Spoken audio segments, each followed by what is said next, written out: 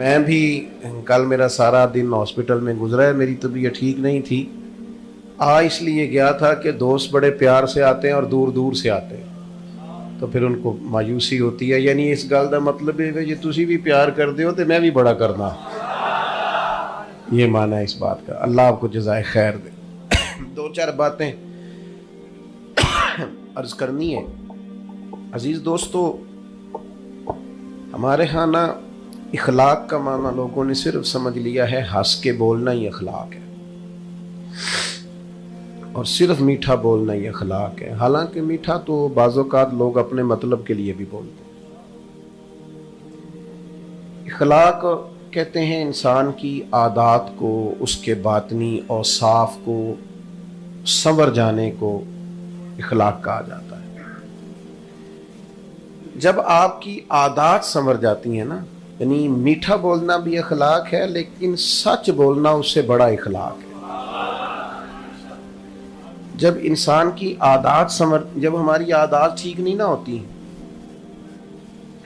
تو ہمیں خود بھی اس کی تکلیف ہوتی ہے۔ میں نے بہت سارے لوگوں کو دیکھا ہے، لوگوں کا خیال ہوتا ہے بڑا غصے والا بندہ ہے، لیکن میں ان بیچاروں کو جانتا ہوں، غصہ ان کو آتا ہے پر وہ خود بھی اپنی اس عادت سے تنگ ہوتے ہیں۔ کئی دفعہ کہتے ہیں جناب مجھے بڑا غصہ آتا ہے، اور پھر بزرگوں کے سامنے بات کر لیتا ہوں تو پریشان ہوتا ہوں، کوئی وظیفہ بتائیں میرا غصہ ختم ہو۔ ہماری جب عادات خراب ہوتی ہیں یا کہیں گڑبڑ ہوتی ہیں تو اس کی ہمیں خود بھی تکلیف ہوتی ہے۔ یہ مت سمجھا کریں کہ اس آدمی کی عادت بگڑی ہوئی ہے تو یہ سکون میں ہے۔ بے صبر آدمی، غصے والا آدمی، حریص آدمی، لالچی آدمی، جھوٹ بولنے والا آدمی، یہ لوگ خود بھی اپنی عادات سے پریشان ہوتے ہیں۔ اور پھر سب سے زیادہ تکلیف ان لوگوں کو ہوتی ہے جو ان کے زیادہ قریب رہتے ہیں۔ مثلا جھوٹ بولنے والے آدمی سے سب سے زیادہ پریشان اس کے ماں باپ ہوتے ہیں۔ اگر آپ ناراض نہ ہوں تو جھوٹ بولنے والے آدمی سے سب سے زیادہ پریشان اس کی اہلیہ ہوتی ہے۔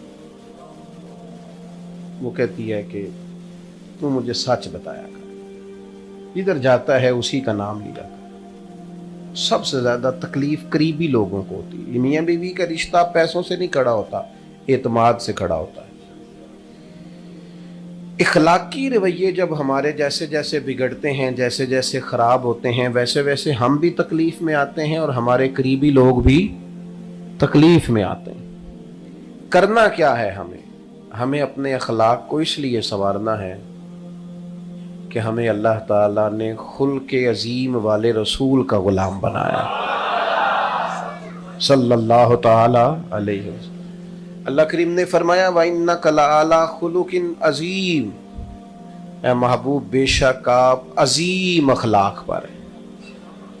اعلیٰ ترین اخلاق اللہ تعالیٰ نے نبی پاک علیہ السلام کو دی۔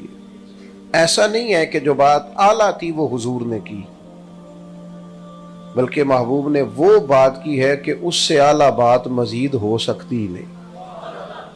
یہ نہیں کہ صرف اچھی بات کی، حضور نے اتنی اچھی بات کی ہے کہ اس سے مزید اچھی بات ہو سکتی۔ بات کی سمجھ آ رہی ہے آپ حضرات؟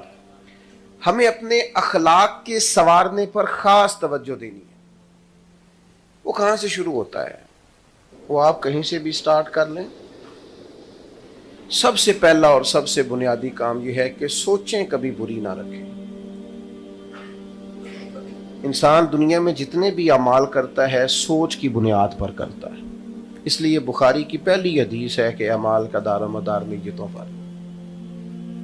آپ کی سوچیں ہمیشہ مثبت ہونی چاہیے۔ انسان اپنی سوچوں کی بنیاد پر عمل کرتا ہے۔ آپ کا کسی بندے کے بارے میں خیال ہو جائے نا دنیا دار ہے، دھوکے باز ہے، فراڈی ہے، تو آپ اسی نقطہ نظر سے اسے ٹریٹ کریں گے۔ آپ کی ملاقات کے وقت اس بندے کے بارے میں وہی رویہ آپ کا ہوگا، لیکن اگر آپ کا خیال ہونا یار انسان ہے، غلطی ہو ہی جاتی ہے، اسے بہتر کرنا ہے، اچھی سوچ سے آپ ملیں گے تو آپ کو اس بندے سے مل کے تسلی حاصل ہوگی۔ اس بات کو آپ نے سمجھنا ہے۔ اچھی سوچیں۔ ہمارے ہاں یہ ہوتا ہے بدگمانیاں بڑی ہیں۔ کسی بھی شعبے کو آپ کھول لیں، لوگوں سے پوچھ لیں پولیس والے کس طرح کے ہوتے ہیں، چلیں وابڈا والوں کے بارے میں کیا خیال ہے، ریلوے والے کیسے ہوتے ہیں, پی آئی اے کے ملازمین کیسے ہوتے ہیں, ڈاکٹر کیسے ہوتے ہیں.